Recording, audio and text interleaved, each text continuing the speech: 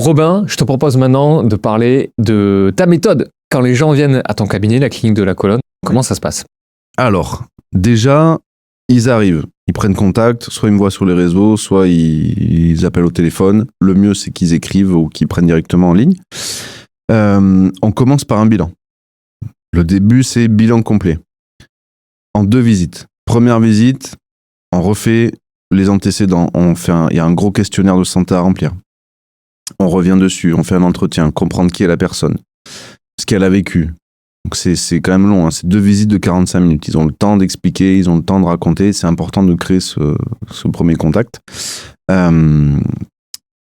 Ensuite, on fait des tests, analyse, donc équilibre, test d'équilibre, analyse de la posture. Donc j'ai un logiciel d'analyse 3D pour la posture, ouais. Et après, analyse de la colonne vertébrale. Donc screening, palpation et tous les tests neurologiques qu'il faut. Une fois qu'on a fait ça, je fais une 2e visite où là, c'est le compte-rendu. Donc, je leur explique tous leurs résultats, les résultats des tests, l'interprétation, le lien qu'il peut y avoir donc, entre tous leurs symptômes et leur état, que ce soit l'adaptation de la posture, l'état de la colonne vertébrale.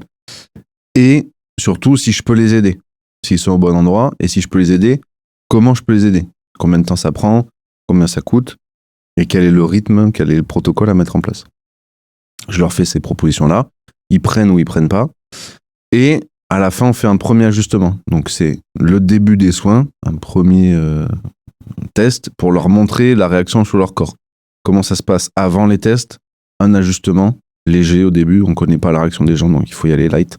Et les tests après. Et bien souvent, juste sur le avant-après, déjà, Quand tu dis un ajustement, tu peux rappeler ce que c'est? Un ajustement, c'est le geste du chiropracteur. C'est le fait de cibler une vertèbre bien précise qui est subluxée, qui est en compression, qui a besoin d'informations neurologiques.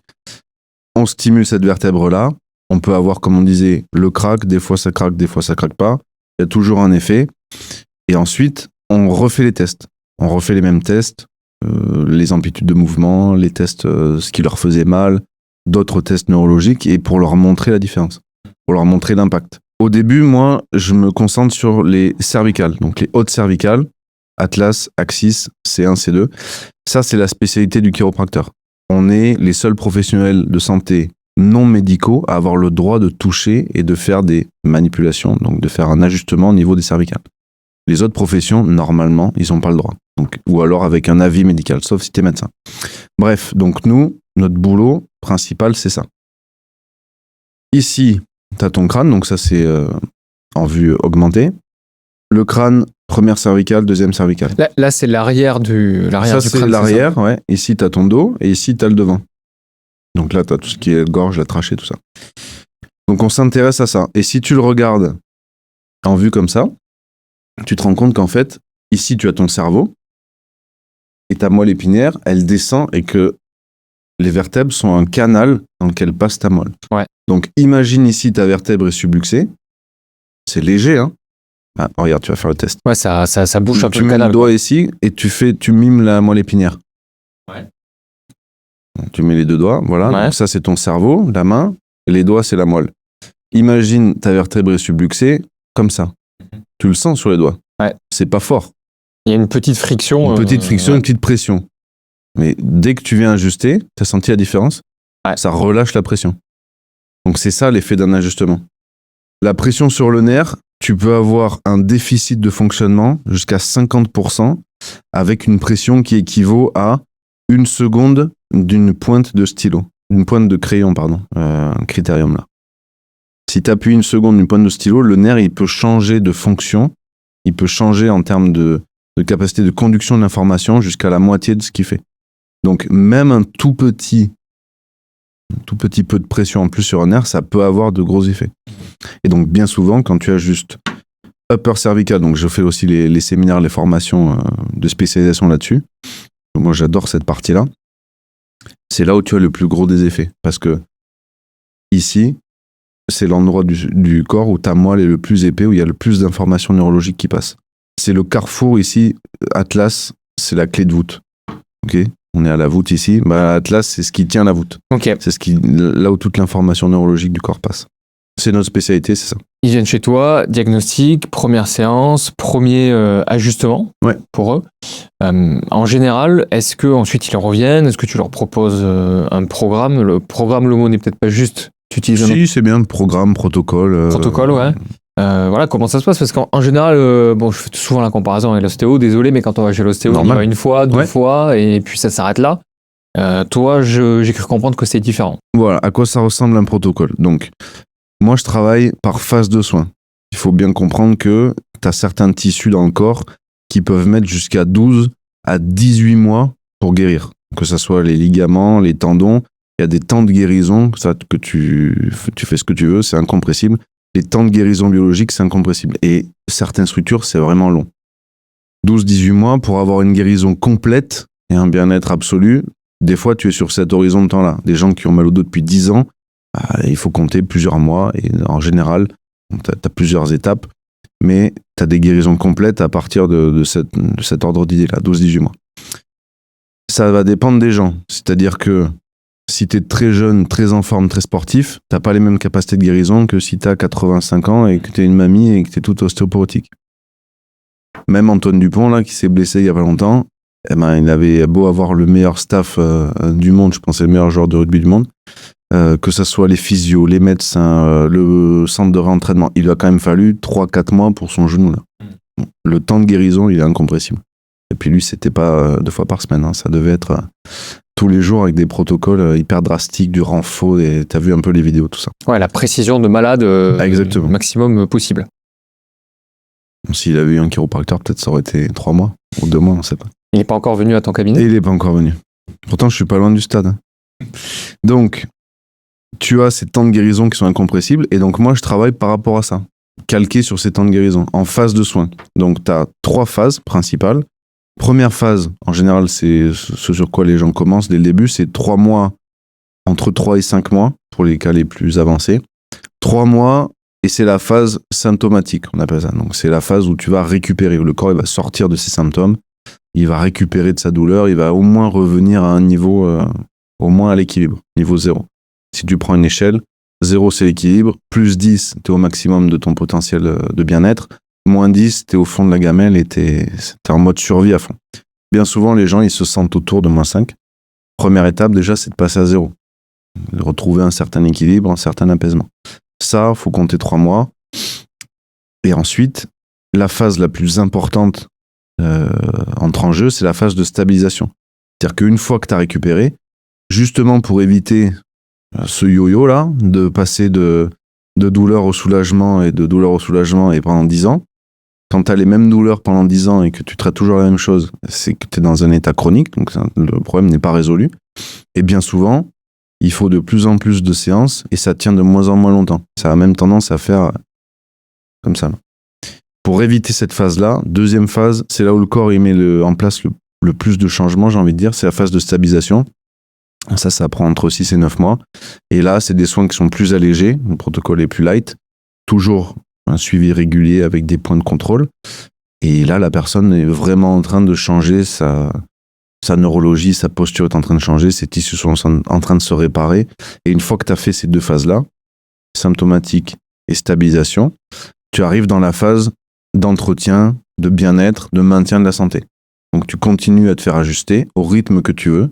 Moi, je recommande tous les mois parce qu'un ajustement au max, ça va faire des bons effets pendant 28 jours. Ça a été démontré, ça aussi. Ça tient 28 jours. Donc tu peux te faire ajuster tous les mois, tous les 2 mois, tous les 3 mois si tu veux. Je considère qu'au-delà d'un mois, c'est quand même beaucoup. Ouais. Et tu vas entretenir tes bénéfices. C'est-à-dire que si on fait le comparatif, pardon, je remets les lunettes. Si on fait le comparatif par rapport à la salle de sport, tu pars, t'es comme moi, un 90-110 kilos, un peu en chair, t'arrives devant le coach et tu dis ok, je veux les tablettes de chocolat. Et cet été là, je veux être sec comme ça, pas de la... Donc le mec déjà il va te dire que c'est mort. Là on est en fin juin, Coco, pas possible. Si tu veux ça, c'est la salle 3 à 4 fois par semaine, le programme alimentaire de déficit calorique adapté, tout ce qu'il faut. L'hydratation, va falloir monter, t'es même pas 1,5 litre, il va falloir monter à 3 litres, 3,5 litres, 4 litres. Le sommeil, va falloir que tu changes tout et ça va te prendre 6 mois. C'est ça qui va te dire le coach quand tu veux reprendre la course. Et il aura raison. Il n'y a rien qui va se passer en une fois. Tu vas dire, les gens qui disent j'ai été une fois chez le chiro, ça n'a pas marché. Ben, moi aussi, j'ai été une fois à la salle de sport, ça n'a pas marché. Parce que c'est pas comme ça que ça fonctionne. Tu vas faire ce protocole. Ensuite, tu vas commencer à prendre le truc. Tu vas un peu alléger parce que tu auras bien fondu. Tu vas un peu alléger. Tu vas essayer de ne pas te blesser. Tu vas garder un bon rythme. Et une fois que tu as les tablettes, c'est plus facile de les entretenir et de continuer ton sport 1 fois, 2 fois par semaine pour être toujours bien. Mais tu commences pas 1 fois par semaine. Il n'y a aucun sportif qui s'entraîne pour aller au JO ou à la Coupe du Monde de foot, là, qui s'est entraîné 1 fois. Personne ne fait ça. Personne ne fait du one-shot. Mais même, on parlait tout à l'heure de la médecine et des médicaments. Quand tu as un médicament, tu as une posologie. Je veux dire, tu prends pas un médicament 1 fois et ça te règle ton problème à vie. C'est tu le prends matin, midi, soir, pendant 5 jours. Parce que c'est la posologie du truc, quoi. Donc ça marche pas. Il y avait une phrase de Monsieur Palmer. Je sais pas si tu t'en souviens, on avait abordé BJ pour... BJ. BJ. Bartlett Joshua. Okay. Ça, c'est le fils du fondateur de la chiro. D'accord. Donc anglo-saxon, j'imagine ? Ouais, américain, ouais. All right. La préservation de la santé est plus facile que le traitement de la maladie. C'est ça. Donc ça, c'est une phrase que j'ai retenue de BJ, donc qui était le fils du fondateur de la chiro, qui a été le développeur de la chiro, on l'appelle. Donc le fondateur, 1895, Didi Palmer, Daniel David, fondateur de la chiro. BJ Palmer, développeur de la chiro. Donc le fils, qui a repris la première école de son père, qui a développé la chiropratique à un niveau déjà national et après mondial, qui a vraiment fait exploser la profession aux États-Unis. C'était le premier, par exemple, il a acheté une radio, la WOC, Wonders of Chiropractic. Et il y avait Ronald Reagan, qui était un président américain, qui était commentateur sportif à la radio de BJ Palmer. Donc ça date des années, je dis pas de bêtises, peut-être les années 20, 30, quoi. Ah non, quand tu dis il a acheté une radio, c'est une radio... C'était la plus grosse radio des États-Unis, du nord des États-Unis. Ah ouais, mais c'est un média, quoi. C'est pas radiologie. Ah non, ouais. Alors, deuxième chose, il a acheté le premier appareil à radiographie. D'accord. Ron John, il a inventé la radio dans les années 20, je crois, si je dis pas de bêtises, 1920. Donc, il y a eu 3 machines qui ont été faites. Ron John, donc, c'était un Allemand. Une qui est restée en Allemagne, une qui allait je sais pas où. La 3e, c'est BJ Palmer qui l'a acheté. Et lui, il a été le premier à faire des radiographies de la colonne, des os, pour voir les compressions, les déplacements, les subluxations dans la colonne. Donc, la chiro a toujours été à la pointe en termes d'innovation scientifique, technique et sur le système nerveux. À l'époque, il faut savoir, les radios, on avait inventé la techno, des rayons X, hein, on savait pas trop à quoi ça servait ou comment l'utiliser. C'était pas les radios de maintenant pour la médecine. Ils faisaient des radios pour tout n'importe quoi. T'avais dans des foires des appareils de radio, ils t'enfilaient une chaussure là. Donc le bottier, il utilisait une radio pour voir si ton pied était bien dans la chaussure. Donc ils avaient des niveaux de radiation qui étaient énormes, et ils se rendaient pas compte que c'était aussi dangereux les rayons. Ça peut brûler. Et donc ils s'en servaient pour faire de la démonstration. Voilà. Et donc, lui, c'était un des premiers à mettre en place ça pour analyser. Et il était aussi donc développeur de la chiro. Il a été très actif dans la partie philosophique de la chiro. Il a écrit 50 bouquins de philo chiro, BJ Palmer. Tu les as lus ? Pas tous, parce que c'est déjà dur à avoir, et puis c'est du boulot. Ouais, certains ? J'en ai lu un peu certains, notamment un qui s'appelle The Bigness of the Fellow Within, donc c'est la grandeur de l'ami intérieur qu'on a. Donc c'est pour parler de l'intelligence du corps, d'expliquer comment le corps en permanence il renouvelle tes cellules. Il y a des milliards d'informations à la seconde qui transitent par ton système nerveux, toutes les merveilles que produit le corps. Son père, il a écrit 2 bouquins, et lui, il en a écrit une 50aine. Donc il était très très philo. Et une phrase que j'ai retenue de lui, c'était ça, c'est la préservation de la santé est plus aisée que le traitement de la maladie. Ça résume bien la philo-chiro, c'est-à-dire que c'est plus de finalement l'aspect préventif à mettre en avant qu'une fois que c'est trop tard, éteindre l'incendie. Bien que certains chiro également sont spécialisés dans pas dans la prévention justement, dans le traitement, pardon. Ouais. Néanmoins, la philosophie globale est celle à laquelle tu adhères toi le plus, c'est la prévention. Absolument. Tu as certains chiro, certaines techniques notamment, tu as des techniques où les mecs, c'est les meilleurs du monde pour faire du traitement aigu. T'as 2-3 visites, l'asiatique, il n'y a plus rien, quoi. Donc notamment les techniques Gonstead. Donc c'est des techniques qui sont plutôt très profondes, très spécifiques, qui vont adresser des cas assez aigus, assez compliqués. Et c'est bien aussi, il y a de tout. T'as appris tout ça où? Pendant tes études, pendant les 5 ans, plus tard? Tu vois, par exemple, les livres, tu les as commandés après tes études? C'est ce que je te disais tout à l'heure. En fait, ça s'apprend tout au long de ta carrière de chiro. Même moi, c'est ça qui m'a amené à la chiro. C'est d'abord la philo. Et donc, je me suis intéressé fortement à tout ça. Après, tu as aussi ce côté transmission orale dans la chiro. Donc, il faut aller voir les vieux chiros. Ouais. Moi, c'est ça qui m'a donné envie. Ça doit être passionnant de discuter avec eux. T'as des gens qui te disent, par exemple, il y a beaucoup de techniques dans la chiro. C'est une profession qui a eu beaucoup d'argent aux États-Unis, qui a eu un énorme succès. Donc, il y a beaucoup de gens qui ont théorisé tout un tas de choses. Les premières techniques, ça a été SOT. T'as eu le peur cervical avec B.J. Palmer. Après, t'as eu Thomson. Donc, c'était un ingénieur qui avait inventé des tables mécaniques avec un aspect particulier. T'as eu Clarence Gonstead qui a inventé la technique Gonstead. Donc, tout un tas de techniques existent, qui ont après dérivé sur beaucoup plus du neurologique, du fonctionnel. Je sais pas si tu connais la kinésiologie, par exemple. Ça, à la base, donc tout le monde a déjà été voir un kinésiologue. La kinésiologie, c'est une technique de chiropracteur. Ça a été inventé par un chiro, ça s'appelle AK, Applied Kinesiology, par Dr. Goodhart, et c'est un outil de diagnostic. C'est pas une profession à part entière, c'est un outil du chiro pour cibler ce dont le corps a besoin, où est-ce qu'il faut ajuster, est-ce que tel muscle est fonctionnel, est-ce que tel organe fonctionne bien, en passant par l'innervation de tel muscle. Enfin, c'est très complexe. Et quand tu parles à des chiros qui sont, mettons, spécialisés en Eike, spécialisés en BEST, spécialisés en network, spécialisés en NET, tout ce que tu veux, technique neuro-émotionnelle, tout ça. Je me rappelle un chiro à Montauban qui m'avait dit, moi, je suis passionné, tous les matins je me lève et j'apprends tous les jours, tout ça. Et je dis, mais ça fait combien de temps que tu fais cette technique en particulier? Il dit, celle-là, ça doit faire 15 ans. Je pense que je suis au niveau débutant, je suis pas trop mal, mais j'ai encore beaucoup à apprendre. Et ce mec-là qui me racontait ça, Bruno Rosé, il s'appelle, dans ses yeux, il y avait des paillettes, quoi. Et le mec, ça faisait 15 ans qu'il était en train de poncer une technique et il se trouvait débutant et il en apprenait encore tous les jours. Moi, ça m'a fasciné. Tu le côtoies toujours?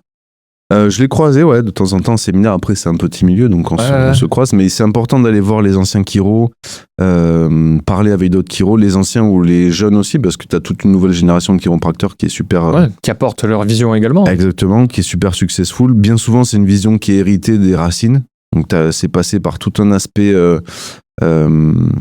Il y a des grosses crises identitaires aussi dans la profession chiro, donc les gens se demandent toujours quelle est notre place, où est-ce qu'on est censé être des médecins, entre des médecins, des physios améliorés, des chiropracteurs à part entière. Bon, c'est quand même une profession jeune, hein. On a dit 1895, c'est à la fois vieux, mais à la fois ça a fait... surtout en France, 130 ans, il n'y a pas longtemps. Ça a été officiellement reconnu en France, légalisé en 2002. Légalisé en 2002, donc quelque part, c'est super récent. Donc, tu as tout ce côté identitaire de la profession qui est en pleine ébullition, où on se demande est-ce qu'il faut qu'on fasse un ordre, est-ce qu'il faut qu'on s'intègre, est-ce qu'il faut qu'on s'intègre pas, est-ce qu'il faut qu'on garde notre identité, est-ce qu'il faut qu'on parle de la subluxation, est-ce qu'il faut qu'on parle de l'ajustement, est-ce qu'il faut qu'on dise manipulation, est-ce qu'il faut qu'on se range derrière la pathologie musculo-squelettique. Enfin, tout le monde se questionne beaucoup. Du coup, c'est assez riche. Donc, faut voir les anciens, faut voir les actuels, faut voir les nouveaux. Faut voir ceux qui ont du succès et ceux à qui tu as envie de ressembler. Il y a beaucoup de chiros français qui sont assez successful et qui ont des très belles practices. Donc, il faut s'inspirer de ces gens-là. Et surtout aussi voir, quand quelqu'un te dit quelque chose en chiro, quels sont les résultats de ça. C'est-à-dire que si, dans sa vie, il n'est pas au top, si la résultante de ça, si les fruits de ce discours-là sont pas bons, tu peux te dire que le discours, il a quelque chose déjà qui déconne.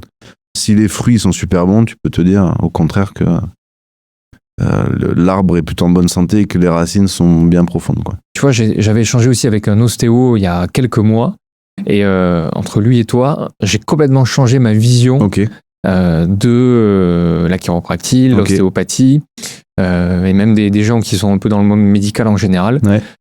Ça fait plaisir de voir des gens passionnés qui s'intéressent vraiment à leurs patients, qui veulent pas prescrire, faire n'importe quoi. Ah oui. Et t'en es l'exemple parfait, donc merci beaucoup Robin. Merci de ton retour. Partage. Si c'est juste toi qui as pu changer de vision ou de compréhension, c'est déjà gagné. Moi personnellement, je me rendais pas compte à quel point il fallait être passionné pour proposer de la chiropraxie, pour monter son cabinet. Et en fait, tu te retrouves pas là par hasard. Voilà. tu es passé par énormément d'étapes, tu t'es beaucoup questionné, enseigné, tu apprends encore tout le temps et ça a fonctionné et tu as encore des magnifiques années devant toi de plus en plus belles parce que tu es passionné. Et ça, je ne me rendais pas compte. Okay. C'est pas un métier comme un autre. Pas du tout. C'est un métier passion. On disait, tu es obligé d'être passionné. Je reviens là-dessus. Je te remercie pour ces retours déjà. Et comme on dit, chiropractique, c'est « We change the world one spine at a time ». Donc, il faut y aller c'est un travail de fourmi. Tu changes le monde. Donc ça, c'est The Big Idea de BJ Palmer. C'est avoir la vision globale de l'impact de ce que tu dis, de ce que tu fais, de ce que tu apprends aux gens. Et tu fais ça une colonne à la fois. Donc c'est en répétant qu'après tu peux avoir un impact sur les gens, les familles, la communauté, un quartier, une ville, un département, un pays, et plus globalement. Donc, c'est ça qu'on fait. Et tu disais aussi le côté passion, c'est inhérent à la profession, c'est-à-dire que c'est une profession qui a été aussi énormément critiquée. La peur dont on parlait tout à l'heure, la peur de la profession, la peur du chiropracteur, c'est quelque chose qui est pas... c'est pas par hasard. Ça a été construit aux années du lancement de la profession. Ça a été combattu très fortement, non pas par les médecins, mais par les instances médicales américaines, par exemple l'AMA, l'American Medical Association, pendant des années a combattu la chiropratique. Il y a des chiropracteurs qui sont allés en tôle parce qu'ils pratiquaient la chiro, parce qu'ils étaient accusés d'exercice illégal de la médecine. En France, tu as des chiros qui ont été condamnés, alors pas beaucoup, mais c'était des peines plutôt exemples, à verser des amendes parce qu'ils étaient considérés comme exercice illégal de la profession de la médecine, donc avant 2002. Donc c'est une profession où en fait, si t'es pas un combattant, tu peux pas tenir. Il faut avoir une philosophie en béton, il faut être hyper armé, il faut pouvoir s'exposer, il faut parler, il faut avoir des convictions fortes parce que déjà, encore une fois, en chiro, on était en tôle. Et en tôle, ils continuaient d'ajuster les gens, ils se faisaient amener les tables, ils ajustaient les prisonniers, ils disaient, vous voulez nous mettre en tôle? Bah, c'est pas grave. On va pas payer vos amendes, on va aller en tôle et on va montrer au monde ce que la chiro peut apporter. Aujourd'hui, il faut en être conscient. Et tu as aussi cet aspect historique. C'est-à-dire que l'association médicale américaine, là, dans les années 70, avait construit tout un tas de fausses croyances sur la chiropratique. Tu peux retrouver encore les interviews, notamment Reggie Gold, que j'aime beaucoup en philo, où tu as des débats télévisés un peu comme on fait là, mais avec du contradictoire médecin. Et le mec dit non, mais vous n'êtes pas scientifique, vous n'êtes pas référencé, vous êtes dangereux. Et en fait, ça a été matraqué pendant des années. Et les gens se sont mis à le croire. Et tu as un peu cet inconscient collectif où le chiro c'est dangereux, ou je vais finir en fauteuil, ou j'y vais pas. Et ça a été construit. Et ça a été démontré, tu as des procès. Donc l'association chiropratique américaine a gagné contre l'association américaine médicale. Et ça a été démontré qu'il y a eu un complot de plot. Donc c'est aux États-Unis, tu as des lois antitrust. Voilà, donc c'était une mise en commun de moyens et d'argent pour détruire la profession, pour l'empêcher de grossir. Et donc ça a été démontré. Il y a un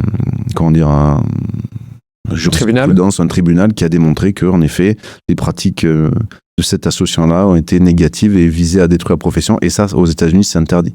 Tu peux pas te mettre antitrust, c'est quand tu as deux gros major players qui se mettent ensemble et qui essaient de démonter le troisième, tu n'as pas le droit de le faire. Donc ça, il y a encore des séquelles de ça, des restes, mais petit à petit, je pense que les gens sont de plus en plus intéressés à la chiro.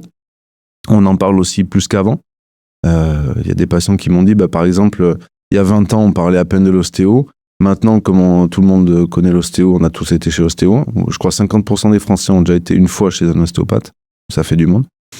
Et maintenant, c'est chiro. Donc les gens parlent plus de la chiro, s'intéressent plus, mais qu'est-ce que c'est? C'est différent. Tout le monde pose la question, comme tu as dit, c'est quoi la différence ostéo-chiro? Parce qu'ils veulent savoir, quoi. Ouais, totalement. Ouais. Donc, je pense que c'est important d'expliquer ce qu'on fait. C'est intéressant aussi que tu aies conscience de cet héritage, que ça n'a pas toujours été facile pour les chiropracteurs pionniers, si je puis dire. Ouais. Et super, c'est tout à ton honneur. Parlons des clients aussi, des patients. Alors, tu vois, j'ai fait un lapsus, mais clients, patients. C'est les deux. C'est les deux. Alors, déjà, peut-être que c'est pas toujours facile de concilier les deux, si tu veux, on peut en parler aussi. Ouais. Mais j'aimerais aussi parler des transformations, parce que là, on a beaucoup parlé de la méthode, sciatique, hernie, des trucs qui font mal, ou pas, des craquements. C'est vrai. Mais les transformations, t'en as eu des centaines depuis que tu as ouvert la clinique. Est-ce que tu pourrais nous citer quelques exemples qui font plaisir à entendre? Tu as toujours des choses qui te surprennent. Toujours, le chiropracteur, c'est aussi, philosophiquement, c'est une attitude de modestie face à la complexité de la vie, du vivant et justement à cette capacité du corps à guérir. T'es toujours surpris par les résultats. Donc, j'ai plusieurs exemples en tête, notamment on parlait tout à l'heure de gens qui ont des maladies graves ou des choses comme ça. La chiropratique, ça ne soigne pas les maladies. Par contre, ajuster quelqu'un et que quelqu'un ait un système nerveux qui fonctionne mieux, tu as des énormes bénéfices qui peuvent aider dans certaines maladies. Par exemple, donc j'ai une dame qui avait eu un Parkinson foudroyant. En 6 mois, elle était passée de bien, elle avait 70 ans, cette dame, à vraiment au fond du sac. Elle était allée en maison de retraite hyper précocement, elle était complètement incapacitée, elle marchait plus, elle pouvait plus déglutir, elle pouvait plus boire, elle était plus du tout autonome en 6 mois. Donc ça a été vraiment foudroyant, quoi.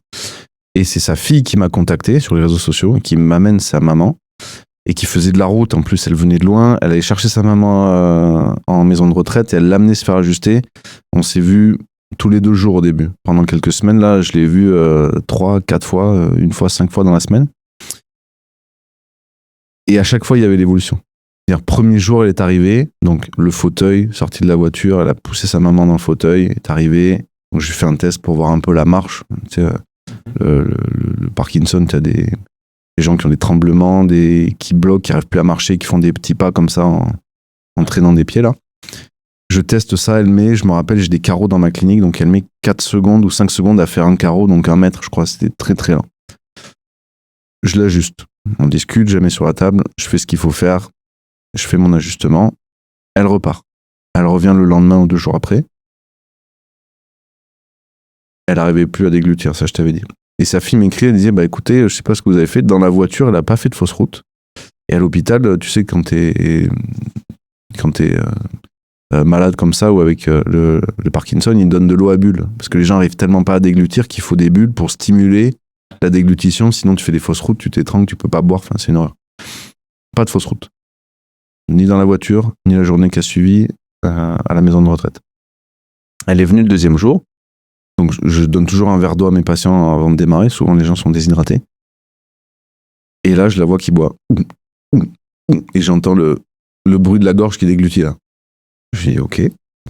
Je la mets sur la table, ajustement, et on recommence. Elle repart. Le 3e jour, elle vient, et je la vois assise dans la salle d'attente. Et il n'y avait pas le fauteuil. Je dis, il est où le fauteuil? Oh non, mais le fauteuil, je l'ai laissé dans la voiture. Elle va marcher. Donc, elle prend sa maman, et là, elle me traverse la salle d'attente qui fait 4-5 mètres en 4-5 secondes, quoi. Bon, c'était compliqué, elle était appuyée, tout ça, mais... Donc là, j'ai un premier truc, je me dis... Il y avait un fauteuil il y a 3 jours, enfin bon, bref. Je la remets sur la table, je fais mon ajustement, et on recommence. Et 4e jour, j'arrive dans la salle d'attente, et là, la personne me sourit, bonjour et tout. Je dis, mais c'est la première fois que je l'entends parler. Mais après, tu t'es pas très sûr, tu sais, tu te dis, mais... Est-ce que c'est la même personne? Est-ce que c'est la même personne, ou est-ce que c'est moi qui a un bug, ou, tu vois? Et petit à petit, comme ça, on a vu l'évolution, de jour en jour. Et alors, ça n'a pas soigné son Parkinson, mais ça allait beaucoup mieux sur plein d'aspects. Et elle a retrouvé du confort, de la mobilité, de la déglutition, pouvoir marcher. C'est des petites choses, mais c'est quand même quand t'es en fauteuil roulant ou que t'es la famille, que tu vois ta maman en 6 mois qui tombe en fauteuil, qui arrive plus à faire sa toilette ou à s'alimenter, c'est compliqué, quoi. Donc, redonner de l'espoir aussi aux gens. Et de dire que, en fait, le corps, il a la capacité de guérir et que si tu lui facilites un peu la vie, il a des changements. Mais j'imagine que la fille, elle devait être... Ouais, on comprenait pas trop. Ravie, ni elle ni moi, c'était un peu la première fois que je voyais ça, donc elle était trop contente. Ouais. Ça l'a bien aidé. Elle a arrêté de venir après, mais elle m'a écrit un message très gentil en me disant ça nous a fait beaucoup de bien, c'était top, on a passé une bonne période. Autre exemple, ça c'était un peu le cas type aussi, c'est une dame, la soixantaine, très gênée par des migraines, les maux de tête. Ça, les maux de tête, c'est un truc, 15% des gens sont sujets à migraine, les maux de tête, c'est encore plus répandu.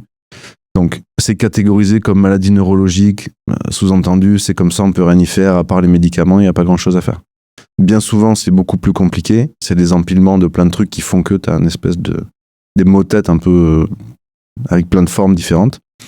La dame vient, suivi neurologique, tout ça. Il y a aussi ça dans les croyances, chiro, on se dit, les gens qui vont voir le chiro, ils vont en truc alternatif, c'est dangereux, il faut qu'ils voient un médecin. Mais tous les gens qui viennent nous voir, ils ont tous vu un médecin, ils ont tous vu le kiné, ils ont vu des ostéos, ils ont fait des semelles, ils ont fait les programmes, ils prennent des médicaments, ils ont vu un neurologue. En fait, les gens sont déjà suivis par le système médical.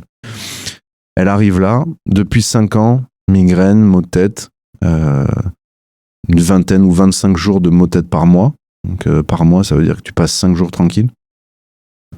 On démarre les soins. Premier mois, 90% des symptômes disparus. Donc il lui restait 3 ou 4 jours de maux de tête, je crois. La posture, elle était complètement comme ça. En 2 mois, 70% de la posture améliorée. En 3 mois, stable. Le protocole, c'était sur 5 mois, elle. Et en 5 mois, elle n'avait plus rien et ça revenait pas.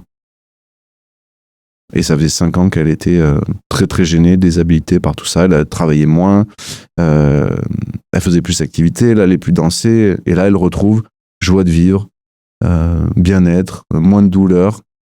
Est-ce que j'ai traité la maladie ? Non, je pense pas. Juste son corps fonctionne mieux et il y a tout qui va mieux. Les maux de tête, c'est vraiment régulier parce que tu vois, chez les femmes, à partir de la quarantaine, tu as aussi les symptômes, on appelle ça, c'est la préménopause. Donc c'est un bon, c'est comme l'hernie discale, ça c'est un bon moyen de dire non mais de toute façon vous avez mal, c'est normal, c'est la ménopause, on peut rien y faire, c'est comme ça. Maux de tête chez les femmes d'une quarantaine d'années, 50 ans là, il y a beaucoup de dames qui ont ça. Les hormones changent aussi, le cycle va changer, la ménopause arrive, donc tu as des gros changements qui se passent. C'est pas immuable. Il y a des gens, une autre personne avec les maux de tête, c'était 28 jours par mois, donc c'était encore pire. Et elle est passée à 0, et puis 3 mois tranquille sans rien. Quand elle a une petite pointe, elle prend le cachet que le médecin lui a prescrit, ou elle se met du chaud et ça détend tout de suite. Et les symptômes de préménopause aussi. J'ai eu ça comme retour de patiente. Elle m'a dit, je sais pas si c'est lié, mais ça c'est la phrase clé aussi. Je sais pas si c'est lié, mais 3 petits points. Depuis que j'ai commencé avec toi, il y a ça qui a changé. Je sais pas si c'est toi, mais non, c'est le corps qui fait, et puis des fois ça aide. Je leur dis, c'est votre corps qui fait. Moi, je fais la colonne et j'optimise le fonctionnement de votre système nerveux. Et je décomprime votre colonne en ajustant vos subluxations. Pour vraiment qu'ils comprennent qu'ils reprennent le pouvoir, en fait. C'est leur corps qui a capacité à guérir et c'est pas moi qui guéris. C'est pas moi qui fais la guérison. Et elle m'a dit, écoute, je te le dis, j'avais mal partout, j'arrivais plus à courir, je faisais plus mon sport, j'avais la poitrine qui me faisait mal, on me disait c'est normal, c'est la ménopause, la quarantaine, ça fait quand même chier quand t'es sportif, que t'es hyperactif, tout ça, que t'as les enfants à gérer, que t'as la famille à t'occuper.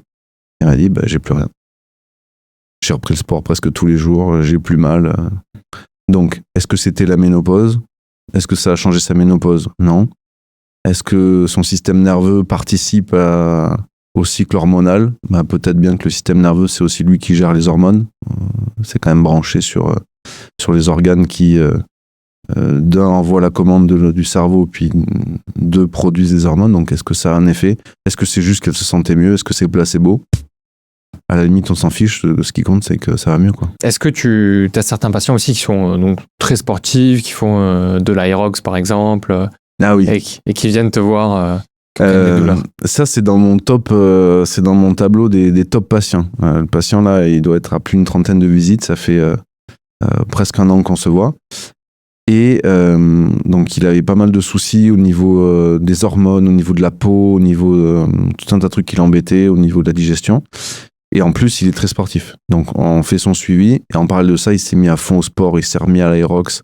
Il s'est mis à l'aérox. Il s'est chauffé avec un de ses potes. Là, ils sont très, très, très, très chauds. Ils font des temps de fou. Ouais. Donc, ça fait toujours aussi plaisir de voir les gens performer. Quand ils sont bien dans leur corps, qu'ils sont bien ajustés, d'avoir des belles performances. C'est pas pour rien que tu as tout un tas de sportifs de haut niveau qui ont des chiropracteurs attitrés. C'est très à l'américaine, parce qu'en France, on l'a beaucoup moins. Mais toutes les équipes de NFL, t'as un chiro dans l'équipe. Toutes les équipes de NBA, c'est chiropracteur dans l'équipe. Les mecs se font ajuster sur le bord du terrain. Tu les vois des fois par cervical, là, un tiers-temps, et puis ça repart.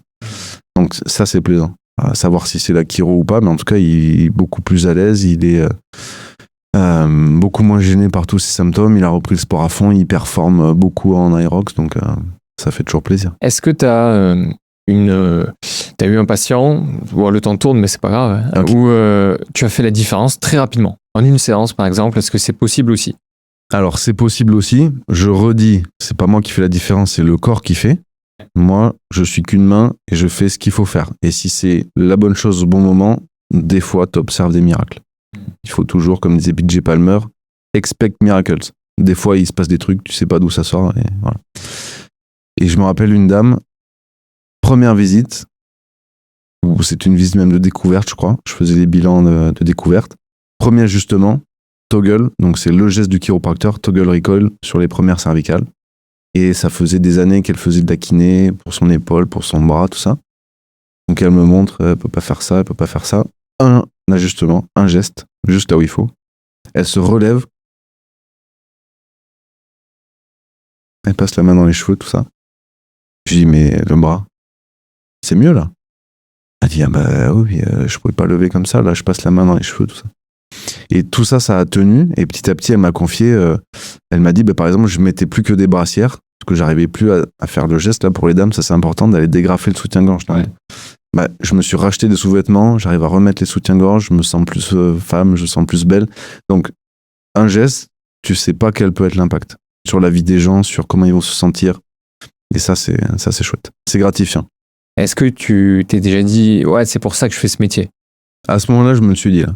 Je me suis dit, si j'ai fait tout ça juste pour ça, c'est bon. Est-ce que tu as des retours aussi de personnes qui regagnent confiance en elles, qui se sentent plus belles, tu vois, quand elles se voient sur les photos, quand elles sur la posture, leurs collègues. Sur la posture, c'était ça. La dame qui avait la posture qui était très altérée, elle me disait en fait, j'ai plus envie d'être en photo avec mes petits enfants. Je me vois, je suis tordu, je suis toujours à tête de travers.